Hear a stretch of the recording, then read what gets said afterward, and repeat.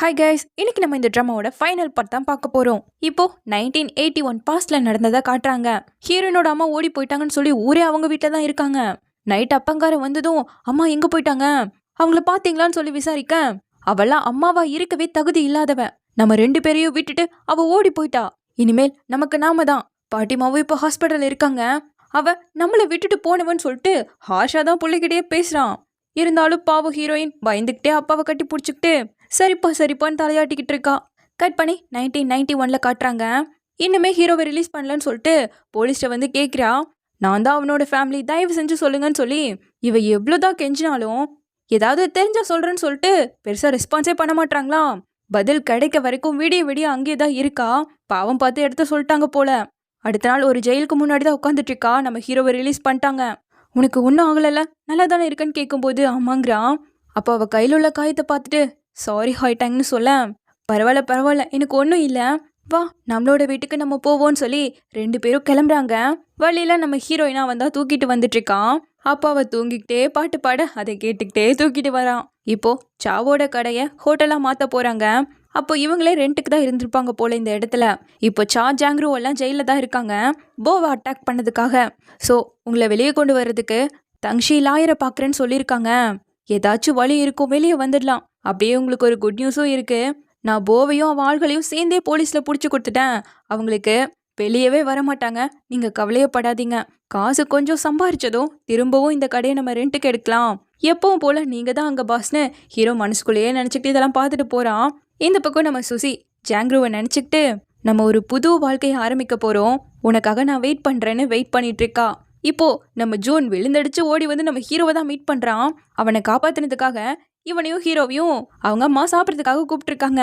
பரவாயில்லடா விடு விடுன்னு சொல்ல, இந்த ஸ்கூல்ல சேர்க்க முடியல, வேற ஸ்கூல்ல எங்க அம்மா உன்னை சேர்க்கறதுக்கு கேட்குறேன்னு சொன்னாங்கன்னு கேட்கும்போது, அதுக்கு அவசியம் இல்லை, நான் வேலைக்கு போலான் இருக்கேன். ஹைட்டாங் அடுத்து காலேஜ்க்கு போகணும்ல, ஸோ ஃபியூச்சருக்கு காசு சேர்த்து வச்சாதான் ஆகும், அவளுக்காக சேர்த்து வைக்கணும்ல, ஒரு நியாயமான வேலைக்கு தான் போகணும்னு இருக்கேன்னு சொல்றான். இந்தா இது என் நியூ இயருக்கு கொடுத்த காசுன்னு சொல்லி கொடுத்தா அதை கூட நம்ம ஹீரோ வாங்கல. இனிமேல் ஸ்கூல்ல ஹாய்ட்டாங்க யாராவது புள்ளி பண்ணா நான் பாத்துக்கிறேன். அப்புறம் என் அம்மா எனக்கு ஒரு டியூட்டர் ஏற்பாடு பண்ணியிருக்காங்க, அவள் நல்லா படிக்கிற பொண்ணு தானே, இது மூலமா இன்னும் நல்லா படிப்பா, ஸோ அவளுக்கு பிடிச்ச காலேஜுக்கு அவளால் போக முடியும்னு சொல்ல, இது நல்லா இருக்கே ரொம்ப தேங்க்ஸ்டான்னு சொல்றான். இப்போ ஹீரோயின் கிட்ட இது சொல்ல அவளுக்கும் ரொம்ப சந்தோஷம். இனிமேல் நீ படி, நான் காசு சம்பாதிக்கிறேன், நீ விரும்புகிற காலேஜுக்கு போ, நான் ஃபீஸ் கட்டிக்கிறேன்னு சொல்ல, நம்ம ஹீரோயின் அதுக்கெல்லாம் அவசியம் இல்லை, ஸ்காலர்ஷிப்பில் தங்ஷே ஏற்பாடு பண்ணி கொடுக்குறேன்னு சொல்லியிருக்காங்கன்னு சொல்கிறா. நான் காசு சம்பாரிச்சதும் நம்ம ஊர் சுற்றலாம், உனக்கு எங்கே போகணும்னு ஆசை அங்கே சொல்ல, நம்ம போகலான்னு கேட்க, நான் ஹெவியாக ஸ்னோஃபால் தான் பார்த்தது இல்லைங்கிறா, நானும் பார்த்ததில்ல, அப்போது கண்டிப்பாக நம்ம அந்த மாதிரி இடத்துக்கு போகலான்னு சொல்லிட்டு இருக்கான். அடுத்து நம்ம ஹீரோ கப்பலில் தான் வேலை பார்த்துட்டு இருக்கான். முடிஞ்ச வரைக்கும் காசு சம்பாதிக்கணும்னு சொல்லிட்டு துருன்னு வேலை பண்ணுறான். 10 மணிக்கு மேலே வேலை செஞ்சால் எக்ஸ்ட்ராவாக காசு கொடுப்பீங்களன்னு கேட்க, நாளைக்கு இங்கிருந்து கிளம்புற ஒரு ஷிப்புக்கு ஆள் தேவைன்னு சொன்னாங்க, நீயும் வேணா போய்க்கவே அப்படிங்கிற மாதிரி வாழ்க்கை கொஞ்சம் டீசெண்டாக போக ஆரம்பிக்குது. இங்கே நம்ம ஹீரோயின் அவள் பாட்டுக்கு படிக்க, ஹீரோ சம்பளத்தை வாங்கினதும் எக்ஸ்ட்ராவா இருக்க ஸ்டாக்கை எல்லாம் விற்கும்போது அதில் இருக்க குக்கி பாக்ஸை பார்த்து என்னது இதுன்னு கேட்கும்போது, சூப்பராக இருக்கும் ட்ரை பண்ணி பாருன்னு கொடுக்க, ரெண்டு பேருக்கும் அதை வாங்கிக்கிட்டு நேராக நம்ம ஹீரோயின் டியூஷன் முடிய அவளையும் பிக்கப் பண்ணிட்டு வரான். என்னது உள்ள இருக்குன்னு கேட்டா, வா வீட்டில் போய் காட்டுறேன்னு சொல்லிட்டு ரெண்டு பேரும் சேர்ந்து அதை ஓப்பன் பண்ணி பார்த்துட்டு இருக்காங்க. ஹீரோவும் நீ ரொம்ப படிக்கிறல்ல, அதுக்கான ஒரு ரிவார்ட் தான், ஸ்வீட் சாப்பிட்டா நல்லா இருக்கும்னு சொல்லி அவளும் சாப்பிட, இங்கே நம்ம ஹீரோவும் சாப்பிட்டுட்டு இருக்கான். இந்த பாக்ஸ் ரொம்ப நல்லா இருக்கு, இதில் நம்ம ஏதாவது ஸ்டோர் பண்ணி வச்சுக்கலாம், தூக்கி போட்டுறாத, உனக்கு ஒன்று எனக்கு ஒன்றுன்னு சொல்லி இப்படி தான் அந்த குக்கி பாக்ஸ் இவங்க ரெண்டு பேர்கிட்டையும் வந்து சேர்ந்ததே.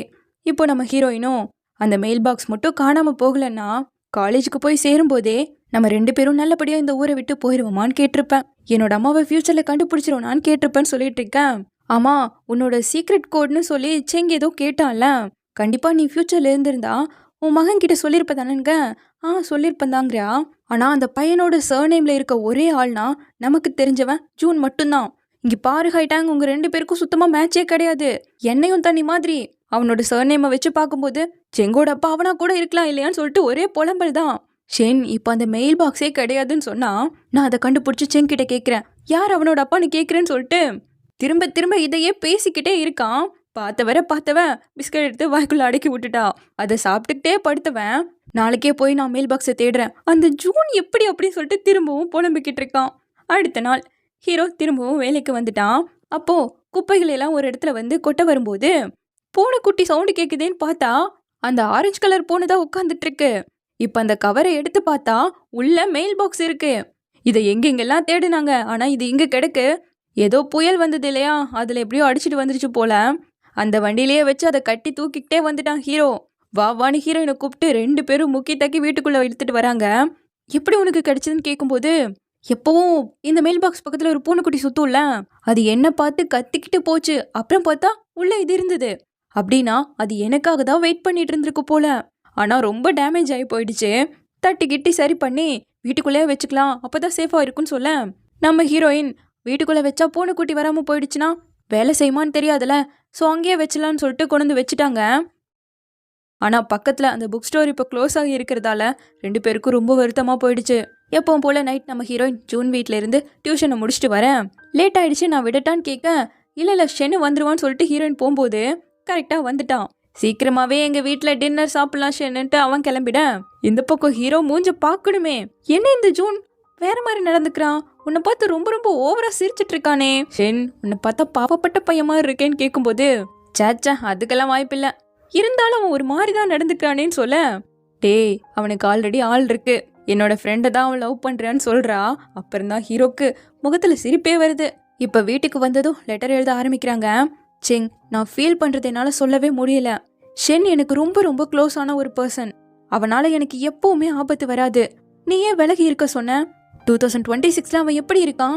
என்னோட அம்மா உன் பாட்டி எப்படி இருக்காங்கன்னு கேட்க, நம்ம ஹீரோ புடுங்கி, செங் உன்னோட அப்பா பேர் என்னன்ட்டு எழுதினவன் ஹீரோயினுக்கு தெரியாம மறைச்சு வச்சு அவரு உன் அம்மா கிட்ட எப்படி நல்லபடியா நடந்துக்குவாரான்னு எழுதி அவகிட்ட காட்டாமையே உள்ள போட்டு வந்துட்டான். டைம் ஆனதும் அதே போய் சேர்ந்துக்குன்னு சொல்லிட்டு. இப்போ நம்ம ஹீரோயினும் ஃபியூச்சர்ல நம்ம நினைச்சபடி நடக்கலன்னா அதை நம்மளால மாத்த முடியுமான்னு கேட்க, கண்டிப்பா மாத்த முடியும். நம்ம தான் ஃபியூச்சர்ல இருக்கவங்களோட பேசிட்டு இருக்கோம்ல, எதுக்கும் வருத்தப்படாத, நீ ஜூனை கல்யாணம் பண்ணிக்கலாம், நான் விட்டுற மாட்டேன்னு சொல்லி ஓட்டிட்டு இருக்கான். சரி சொல்லு, ஃபியூச்சரை பத்தி நீ என்ன கற்பனை பண்ணி வச்சிருக்கன்னு ஹீரோ கேட்க, 2026ங்கும் போது நமக்கு 50 வயசு நடந்துட்டு இருக்கும். அப்போ நம்ம ஏகப்பட்ட இடத்துக்கு டிராவல் பண்ணிட்டு ஆசைப்பட்ட மாதிரி எல்லாத்தையும் பண்ணிட்டு ரொம்ப ரொம்ப சந்தோஷமா நல்லா வாழ்ந்துட்டு இருப்போம். உன்னோட கற்பனையை சொல்லுன்னு கேட்கும்போது, உன் கூடவே இருப்பேன், நீ போற பக்கம் நீ பண்ற விஷயங்கள்னு சொல்லிட்டு எந்த வருத்தமும் இல்லாம சந்தோஷமா நம்ம வாழ்ந்துகிட்டு இருப்போம்னு சொல்ல, இப்படி 50 வயசுலயே எல்லாத்தையும் பண்ணிட்டோம்னா அதுக்கப்புறம் என்ன பண்றதுன்னு கேட்க, அதுக்கப்புறம் நான் உன்னை மட்டுமே பார்த்துக்கிட்டு இருப்பேன், உன்னை பார்க்கறது தான் எனக்கு சந்தோஷத்தையே கொடுக்கும்னு சொல்லிட்டு 2 பேரும் சந்தோஷமா பேசிட்டு இருக்காங்க. இப்போ அடுத்த நாள் ஜூனோட அப்பா வந்து இவங்களுக்கு காசு கொடுக்க வாங்க மாட்டேங்கிறாங்க. உன்னோட அம்மாவெல்லாம் எனக்கு தெரியும், இந்தா பொடின்னு கொடுக்க, என் அம்மா உங்களுக்கு எப்படி தெரியும்னு கேட்குறா. அவ எனக்கு ஒரு நல்ல ஃப்ரெண்ட், அதை விட ரொம்ப ரொம்ப நல்ல பொண்ணும் கூட. ஒரு டைம் சுகர் ஃபேக்டரியில காசு திருட பார்க்கும்போது கரெக்டா உங்க அம்மா பார்த்துட்டாங்க. ஆனா அப்ப கூட வச்சுட்டு போயிடு, நான் இது யார்கிட்டயும் சொல்ல மாட்டேன்னு சொன்னாங்க. ஆனா கரெக்டா செக்யூரிட்டி எங்களை பார்த்துட்டான். அப்போ அவங்க நான் அவங்களோட கசின், அவங்கள பார்க்க வந்திருக்கேன்னு சொல்லிட்டு எனக்காக போய் சொல்லி என்னை காப்பாத்தினாங்க. பட் ஊர் சொல்றதெல்லாம் நம்பாத, கண்டிப்பா உன் அம்மா காசை எடுத்துட்டு ஓடி போற பொண்ணே கிடையாது. என்னால இதை நம்பவே முடியாது. நான் என்னோட பிசினஸ் ஆரம்பிச்சதுக்கு அப்புறமா வேலைக்கு சேர சொல்லி கூப்பிட்டேன், ஆனா அப்ப கூட வரல. ஏதாச்சும் ஹெல்ப்னா என்கிட்ட கேட்க சொன்னேன், ஆனா எதுவுமே கேட்கல. மில்க் டப்பா மட்டும்தான் என்கிட்ட இருந்து வாங்கினான்னு சொல்லும்போது, அப்படி அம்மா இவர்கிட்ட இருந்து வாங்குறத தான் கரெக்டா நம்ம ஹீரோயினும் அப்பாவும் பார்த்துருப்பாங்க. ஸோ அன்னைக்கு அம்மா கூட பேசிட்டு இருந்தது இவர் தான். ஒரு நாள் என்கிட்ட 2 போட் டிக்கெட்ஸ் மட்டும் வேணும்னு கேட்டான். கொடுத்ததுக்கு அப்புறமா அவ அந்த படகுல ஏறதுக்கு வரவே இல்லை. கண்டிப்பா அவளுக்கு ஏதோ நடந்ததால தான் அவளால வர முடியாம போயிருக்கு. அதுக்கப்புறம் உன்னோட அப்பா கேம்பிளிங்ல 1000 யானை வச்சு விளாண்டுட்டு இருந்தான், தோத்து போயிட்டான். இருந்தாலும் நான் தான் பார்த்து சொல்லி அனுப்பி விட்டேன்னு சொல்ல, இந்த இடத்துல தான் நம்ம ஹீரோனுக்கு கொஞ்சம் டவுட் ஆகுது. எந்த ஹெல்ப்னாலும் என்கிட்ட கேளுங்க, உன்னோட அம்மா என்ன காப்பாத்திருக்காங்க, நீங்க என் பையனை காப்பாத்திருக்கீங்க, எங்க குடும்பமே உங்களுக்கு கடமைப்பட்டிருக்கு. ஸோ நம்ம இப்போ ஒரு குடும்பம் மாதிரி, எந்த பிரச்சனைனாலும் என்கிட்ட வாங்கன்னு சொல்லிட்டு அவர் கிளம்பிட, அவங்க அப்பா 1000 யானை வச்சு கேம்பிளிங் விளாண்டு இருக்கானா, அத்தனை காசு அவனுக்கு ஏது? அப்போ அவன் தான் சுகர் ஃபேக்டரியிலேருந்து திருடி இருக்கான். ஆனா அவங்க அம்மா மேல அந்த பழிய போட்டு ஓடிட்டதான் போய் சொல்லியிருக்கான். என்னையும் கூட்டிட்டு போயிடணும்னு தான் எங்க அம்மா பிளான் பண்ணி 2 டிக்கெட்ஸ் வாங்கியிருக்காங்கன்னு இவ சொல்ல, அப்படியே அந்த ஃபிளாஷ்பேக்கை காட்டுறாங்க. ஜூன் அப்பா கிட்ட இருந்து வாங்கின அந்த டிக்கெட்ஸை ரேடியோக்குள்ள போட்டு ஒளிச்சு வச்சிருந்துருக்காங்க.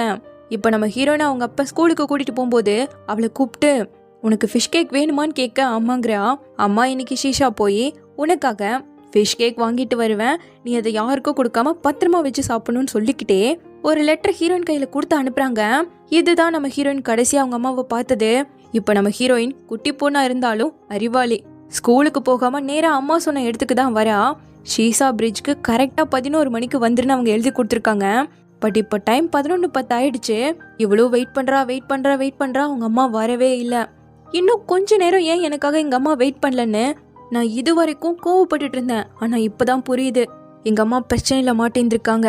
அவங்க காசை திருடிட்டு ஒருத்தனோட ஓடி போகல, அது அந்த இபோ சொன்ன போயின்னு சொல்லிட்டு நம்ம ஹீரோயின் ரொம்பவே வருத்தப்படுறா. கவலைப்படாத, இப்போதைக்கு நீ படி. காலேஜுக்கு போனதும் உங்க அம்மாவை நம்ம கண்டுபிடிச்சிட்டோன்னா போதும், உண்மையெல்லாம் வெளியே வந்து அவங்களோட பேரு கிளியர் ஆகிடும்னு சொல்றான். இந்த பக்கம் 2026ல வாட்ச்மேன் கால் பண்ணி இன்னும் 3 நாள் இந்த மெயில் பாக்ஸை ரிமூவ் பண்ண போறாங்களாமான்னு சொல்ல, அந்த கான்ட்ராக்டர் யாரு என்னன்னு விசாரிச்சா அவங்க டீட்டெயில்ஸ் எல்லாம் பெருசா தெரியல, ஒன்றும் பண்ண முடியல. ஸோ உடனே நியான் அப்போ அந்த 3 நாளுக்குள்ள நடந்ததெல்லாம் நம்ம அவங்க கிட்ட லெட்டர்ல சொல்லிடலான்னு சொல்லிட்டு அவ கிளம்ப, இவனுக்கு இங்க மொத்தமா முகமே மாறி போயிடுச்சு. வா போலான்னு சொல்லிட்டு 2 பேரும் கிளம்ப, கரெக்டா நியானோட அப்பா கிடைச்சிட்டாருன்னு சொல்லிட்டு கால் பண்றாங்க. அவரு ஹாஸ்பிட்டல்ல தான் இருக்காரு. எல்லாம் சரி எடுப்பா, எல்லாம் சரி பண்ணிடலான்னு சொல்லிட்டு ஆசாசியா வந்து பார்த்தா அப்பாவை காணோம். ஆனா அவர் இப்போ இருக்கிறது அந்த கல்லறையில. நம்ம ஹீரோயின் ஹீரோ தோல்ல சாஞ்சுக்கிட்டு ஒரு பாட்டு பாடினால, அதை இப்போ அவரு பாடிக்கிட்டே அப்படியே இறந்து போயிட நம்ம ஹீரோயின் ஷென்னு கூப்பிடுறா. ஹீரோ வாங்கி கொடுத்த ட்ரெஸ் தான் போட்டிருக்கா. அப்படியே கிட்ட வந்து வா போலான்னு கைய நீட்ட, அந்த இடத்துல தாத்தாவா இருந்த நம்ம ஹீரோ சின்ன பையனா உட்காந்துட்டு இருக்காரு.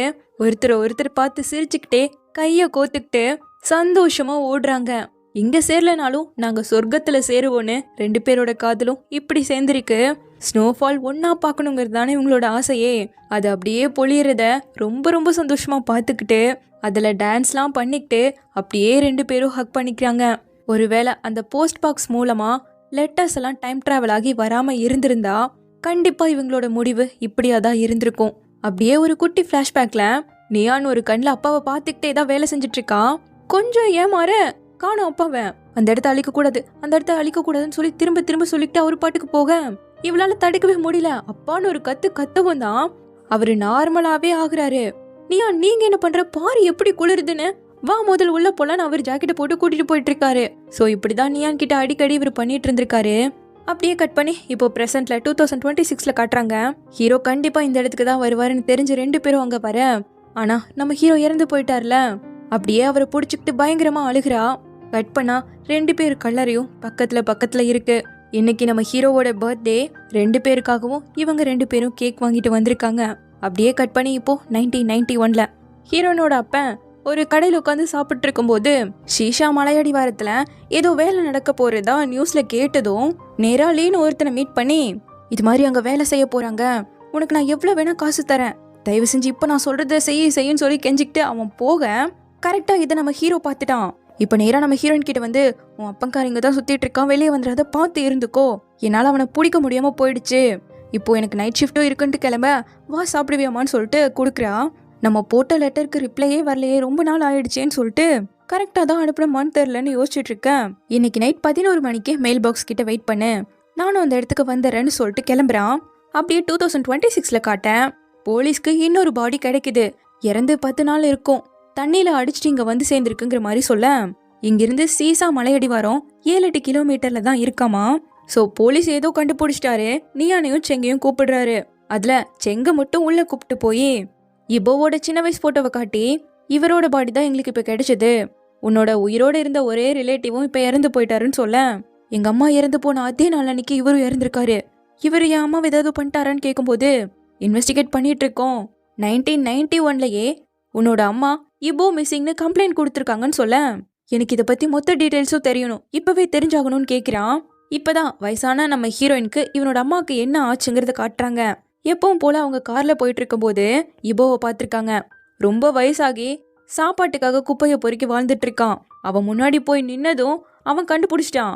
அவனுக்கு நம்ம ஹீரோயின் சிகரெட்டை வாங்கி கொடுக்க, உன்னை லைஃப் லாங் பார்க்கவே மாட்டேன்னு நினைச்சேன், ஆனா இப்ப நீ ரொம்ப நல்ல வாழ்க்கை வாழ்றையே, கார்ல எல்லாம் போவன்னு நான் நினைச்சு கூட பார்க்கல, நீவும் பேசிட்டு இருக்கேன், நான் உன்னைத்தான் இத்தனை நாளும் தேடிக்கிட்டு இருந்தேன், அம்மா எங்க இருக்காங்கன்னு கேட்க, எத்தனை வருஷம் ஓடிடுச்சு, எதுக்கு இதை கேக்குறேங்கிறான்.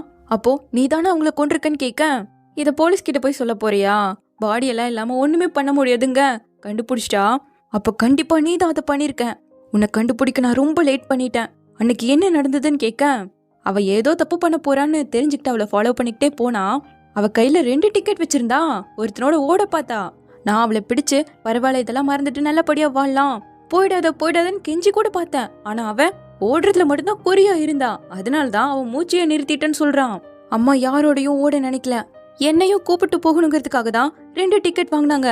அதுல 2வது எனக்காக வாங்கினது. அப்போ 2 பேரும் என்ன விட்டு போக பிளான் பண்ணிருக்கீங்களா? எத்தனை வருஷம் இதை மறைச்சிருக்க. உங்களால என் வாழ்க்கையே நாசமா போச்சுங்க. இப்போ நீ பண்ண எல்லாத்தையும் ஒத்துக்கிட்டங்கும் போது எனக்கே வயசாயிடுச்சு. 1008 சீக்கோட வாழ்ந்துட்டு இருக்கேன். ஜெயிலுக்கு போனா அவங்க என்ன நல்லா தான் பாத்துப்பாங்க. நமக்கே வயசாயிடுச்சு, எல்லாத்தையும் விட்டுரு அப்படிங்க. ஆமா வயசாயிடுச்சுல, அப்போ போதும்னு சொல்லி முடிவு பண்ணிட்டு சீட் பெல்ட்டை போட்டுக்கோ, நான் உன்னை ஒரு இடத்துக்கு கூட்டிட்டு போறேன்னு சொல்லிட்டு அவங்க அப்பாவையும் கூட்டிட்டு போய் 2 பேரும் சேர்ந்துதான் இறந்துருக்காங்க போல. இப்போ 1991ல காட்ட நம்ம ஹீரோயின் எப்பவும் போல டியூஷன் முடிச்சுட்டு வர கூட ஜூனு தான் வந்துட்டு இருக்கான். அப்ப ஏதோ சவுண்டு கேக்குதுன்னு எட்டி பார்த்தா அவங்க அப்பங்காரு தான் கீழே உளுந்து போக அவனை பார்த்த நம்ம ஹீரோயின் பின்னாடியே துரத்திக்கிட்டு ஓடுறா. அதே நேரம் இங்க 2026ல செங் ஏதோ முடிவு பண்ணிட்டான். வேணாம், இந்த லெட்டர் நீ போடக்கூடாது, இத பண்ணனா எல்லாமே மாறிடும். உன்னோட அப்பா உன் அம்மாவை மீட் பண்ணாம போயிடுவாங்க, நீ பிறக்காமையே போயிடுவேன். இங்க பாரு நியான், என் அம்மாவோட முடிவு இப்படி இருக்க கூடாது, யோசிச்சுதான் இத பண்ண போறேன்னு சொல்ல. நீ இன்னும் ரொம்ப நாள் வாழ வேண்டியவன், உன்னை சாக்ரிஃபைஸ் பண்ணும் நினைக்காதன்னு சொல்ல. என் இடத்துல நீ இருந்திருந்தா என்ன பண்ணிருப்பேன்னு கேக்குறான். யோசிச்சு பார்த்தவ, இல்ல நான் இப்படி பண்ண மாட்டேன், நம்ம இப்படி பண்ணவே கூடாதுன்னு சொல்ல. நம்ம வாழ்க்கை நல்லபடியா மாறும், ஆனா அங்க இருக்க 2 சின்ன பசங்களோட கஷ்டத்தை போக்க முடியும். எல்லாமே மாறிடும். என் அப்பாவுக்கு நான் குழந்தையா இருக்க மாட்டேன், எனக்கு ஃபேமிலியே இருக்காது, யாருக்குமே என்ன ஞாபகமே இருக்காதுன்னு சொல்ல. எனக்கு ஞாபகம் இருக்கு, எனக்கு எல்லாமே ஞாபகம் இருக்குங்கிறா. நீயும் மறந்துடுவேன்னு சொல்லிட்டு அவன் சிரிக்க. வேணாம், நம்ம இதை பண்ணவே கூடாது, வேற வழி இருக்குன்னு சொல்ல. நமக்கு இப்ப டைம் கிடையாது, வேற வழியும் கிடையாது கூடன்னு கேட்டா அவ ஓடிட்டு இருக்கா. அப்படியே இந்த பக்கம் வாட்ச்மேனை காட்ட அந்த மெயில் பாக்ஸை எடுக்க போறாங்க. எப்படியாவது நம்ம தடுத்தரலாம்னு சொல்லிட்டு 2 பேரும் ஓடும்போது கரெக்டா செங் மெசேஜ் பண்றான். நவம்பர் 30, ஹாய் டேங்கும் ஷென்னும் ஷீசா மலையடிவாரத்துக்கு போகவே கூடாது, ஷென் யாரையும் கொல்லவே கூடாது, இல்லனா 2 பேரும் கடைசி வரைக்கும் பாத்துக்காமையே போயிடுவீங்க. இதுதான் நான் சென்ட் பண்ற கடைசி லெட்டரா கூட இருக்கலாம், பட் ப்ளீஸ் நான் சொல்றத நம்புங்க. எல்லா கஷ்டமும் கடந்து போய் உங்களுக்குன்னு ஒரு பிரைட்டான ஃபியூச்சர் காத்துக்கிட்டு இருக்கு, கஷ்டத்தை எல்லாம் வின் பண்ண போறீங்கன்னு கீழே நியான் செங்குன்னு அவனோட பேரையும் போட்டு, எங்களால கரெக்டான டைமுக்கு வந்து சேர முடியாது, கடைசி லெட்டரா நீயே இதை எழுதி போஸ்ட் பண்ணிருன்னு சொல்லிட்டு மெசேஜ் போட்டிருக்கான். இப்போ ஆல்ரெடி 11:40 ஆயிடுச்சு. பெண்ணை தேட இவ ஐப்ரோ பென்சில் எடுத்து கொடுக்குறா. அதை வாங்கிட்டு அப்படி இப்படி உருட்டினதுல லெட்டர் மேலேயே தண்ணி விழுந்து கிழிஞ்சு போயிடுச்சு. ஒரே ஒரு துண்டு சீட்டு மட்டும் தான் நனையாம இருக்கு, அதுலயும் மேல மட்டும்தான் இத்தினோண்டு இடம் இருக்கு. டைம் வேற ஆகுது பாரு, பரவாயில்ல அந்த மேலேயே எழுதுன்னு சொல்லி நவம்பர் 30 யாரையும் கொன்னுடாதுன்னு மட்டும் எழுத சொல்றா. இங்க 1991ல ஹீரோயின் அவங்க அப்பாவை ஃபாலோ பண்ணிட்டு வந்தால, அப்ப வழியில அவங்க அம்மாவோட ஹேர் பின் கிடைக்குது. எப்பவும் இந்த ஒரே பின்னை மட்டுமே குத்திக்கிறீங்களேன்னு கேட்க அவங்க கிட்ட அது மட்டும்தான் இருக்காமா. அப்போ பெருசாயும் உங்களுக்கு 100 பின்னு வாங்கி தருவேன்னு சொல்லிட்டு இருந்திருக்கா. இப்போ அதெல்லாம் நினைச்சுக்கிட்டு அம்மாவை தேடி போக இங்க நம்ம ஹீரோயின் போன விஷயம் தெரியாம மெயில் பாக்ஸ் பக்கத்துல தான் வெயிட் பண்ணிட்டு இருக்கான். அதே நேரம் 2026ல எப்படியாவது டைமுக்கு போஸ்ட் பண்ணிடணும்னு சொல்லிட்டு அடிச்சு பிடிச்சு உள்ள வர பார்க்க விடவே மாட்டேங்கிறானுங்க. இதுல வாட்ச்மேன் மேல கைய வைக்க கோவம் வந்துருச்சு அவருக்கு. திருப்பி அடிக்க ஆரம்பிச்சதும் எல்லாருமே வாட்ச்மேனை புடிச்சுக்கிட்டாங்க. சீக்கிரமா போய் அதுல போஸ்ட் பண்ணிடுன்னு இவர் கத்த. நம்ம மியாவும் ஓடுறா. இங்க நம்ம ஹீரோ வெயிட் பண்ணி பார்த்துட்டு ஹீரோயினும் வரல, சரின்னு கிளம்ப கரெக்டா போஸ்ட் வந்து சேர்ற சவுண்டு வருது. இங்க போன ஹீரோ நிக்க பார்த்தா முன்னாடி போன குட்டி இருக்கு. சோ திரும்ப ஓடி வந்து அந்த போஸ்ட் பாக்ஸை ஓபன் பண்ணி பார்க்க உள்ள ஒரே ஒரு துண்டு சீட் இருக்கேன்னு திருப்பி பார்க்க அதுல நவம்பர் 30 மலையடிவாரத்துல யாரையும் கொல்லக்கூடாதுன்னு மென்ஷன் பண்ணிருக்கு. கரெக்டா ஜூன் வந்து ஹீரோயின் அவங்க அப்பாவை தேடி ஓடிட்டாங்கிற விஷயத்த சொல்ல அந்த மலையடிவாரத்துக்கு போலீஸை வர சொல்லிடுன்னு சொல்லிட்டு ஹீரோ கிளம்புறான். இங்க இப்போ பொண்டாட்டியை கொண்டுட்டு அதை கடல்ல தூக்கி போட்டுடலாங்கிற மாதிரி தான் இன்னைக்கு இவங்களோட பிளானே. அதுக்குள்ள நம்ம ஹீரோயின் வந்துட்டா. அந்த சாக்குல என்ன இருக்கு, உண்மை சொல்லு, அம்மாவோட ஹேர் பின் கிடைச்சதுன்னு கத்த. வா பாருவான்னு பக்கத்துல போட்டுட்டு கூட இன்னொரு பொண்ணத்தையும் சேர்த்துக்கொண்டு நம்ம ஹீரோயினையும் தூக்குறானுங்க. கரெக்டா ஹீரோ வந்துட்டான். ஒத்தாலா சண்டை போட முடியாதுல, இதுல ஹீரோவை குத்திட்டானுங்க. இருந்தாலும் அவன் முடிஞ்ச வரைக்கும் சண்டை போட்டு அந்த லீய குத்த வரும்போது அந்த கடைசி லெட்டர்ல 30ஆம் தேதி இதை தான் அவாய்ட் பண்ண சொல்லி மென்ஷன் பண்ணி அனுப்பியிருக்காங்கல்ல. சோ அது ஞாபகம் வரவும் குத்தல, பட் அவன் அதை எடுத்துக்கிட்டான். ஹீரோயினும் அப்பங்கால பிடிச்சிட்டு விடவே இல்ல. இங்க என்ன ஆக போகுதோன்னு பார்த்துட்டு இருக்கும்போது கரெக்டா போலீஸ் வந்துட்டாங்க.